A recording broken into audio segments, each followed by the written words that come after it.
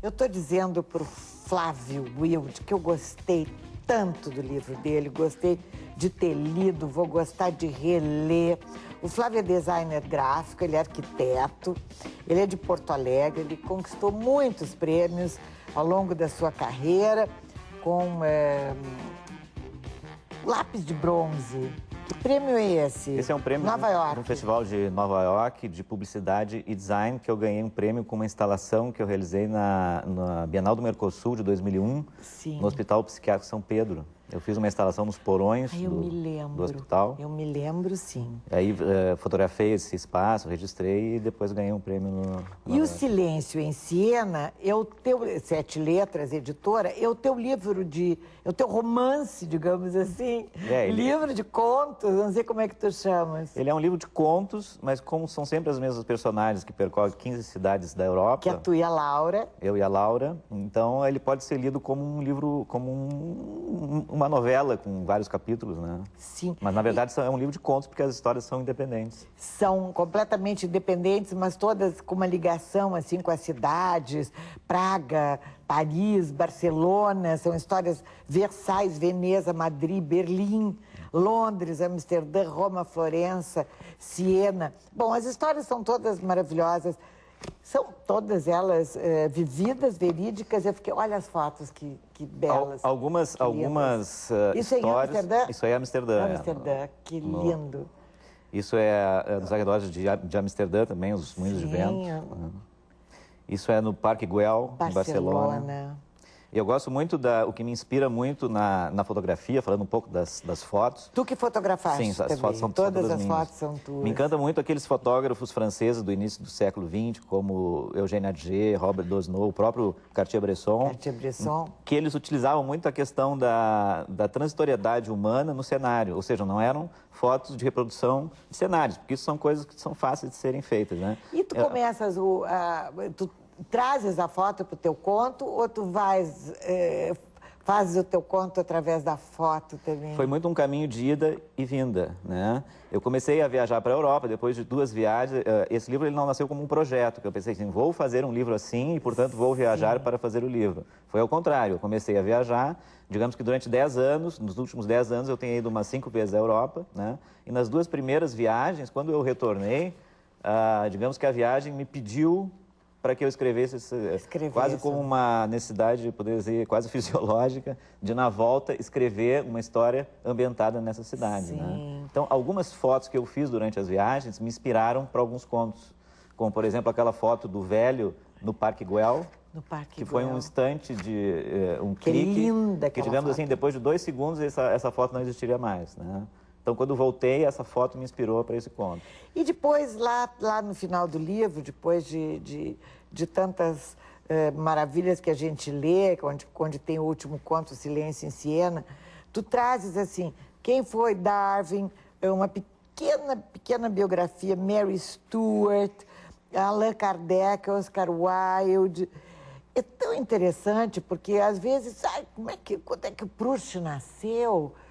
Não te lembro, Balzac era da mesma época do Proust, antes, depois, foram contemporâneos, e tu tens aqui. O prefácio do Carpinejar, ele é muito inteligente. Eu adorei o prefácio. Ele faz um prefácio assim, que ele pega exatamente o que é o livro, né? Ele diz que durante as histórias eu faço uma espécie de um bombardeio de referências, de metalinguagem, de metáforas. E dentro desse bombardeio de referências eu coloco muitas personagens históricas, artistas, políticos, tal, já mortos, né? A única personagem ainda viva é a Marianne Faithfull, que é uma cantora, enfim, que ainda está viva. E no final do livro eu faço a biografia, coloco a biografia dessas 35 personalidades citadas nos contos. Até o Victor Mathieu.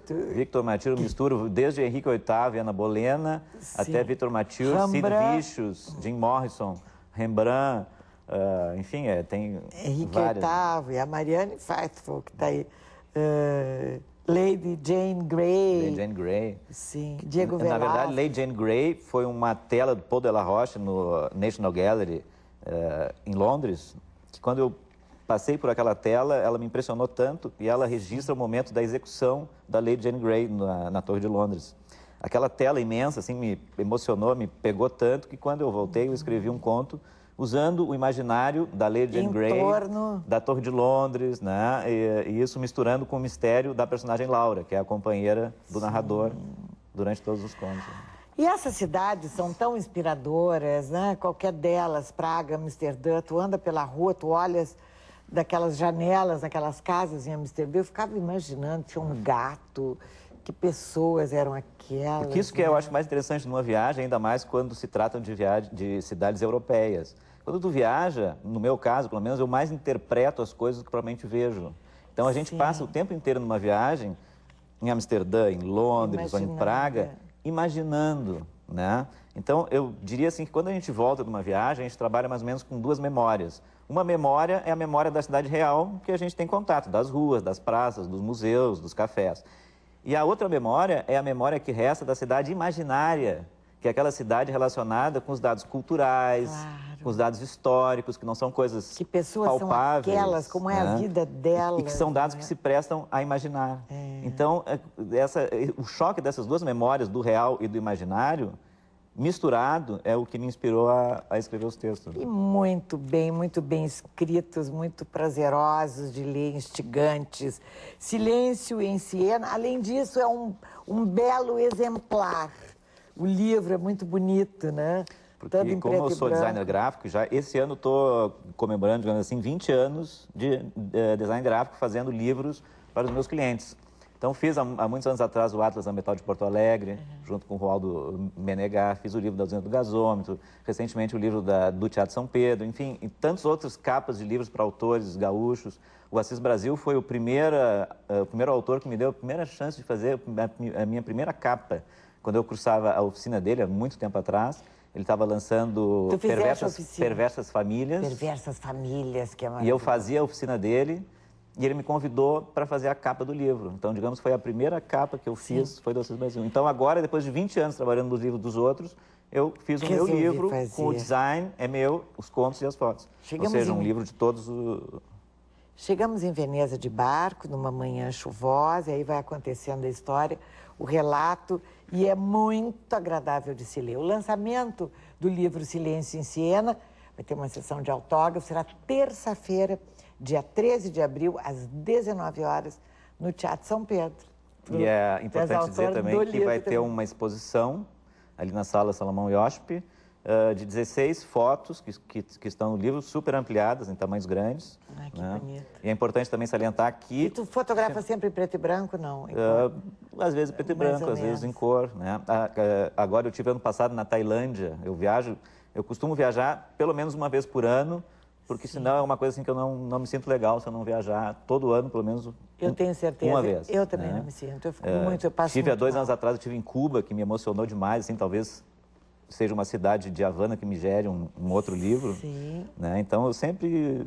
As viagens é algo muito importante para mim, como uma necessidade fundamental na minha vida, assim, viajar. Né?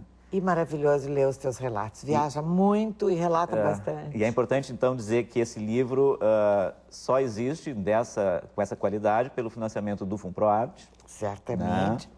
E isso foi realmente fundamental para que ele exista dessa forma. Lindo, né? É um belo, é um lindo livro. Eu diria para a gente se dar de presente ou dar de presente para alguém. É muito agradável. Eu adoraria ter ganho este livro. E eu acho que eu estou ganhando autografado aqui, que eu já sei. Muito obrigada, Flávio, Wilde. Eu gostei muito de te ler. Que legal, obrigado. Nós vamos fazer um intervalo no próximo bloco, direto para o Dona Fashion Iguatemi.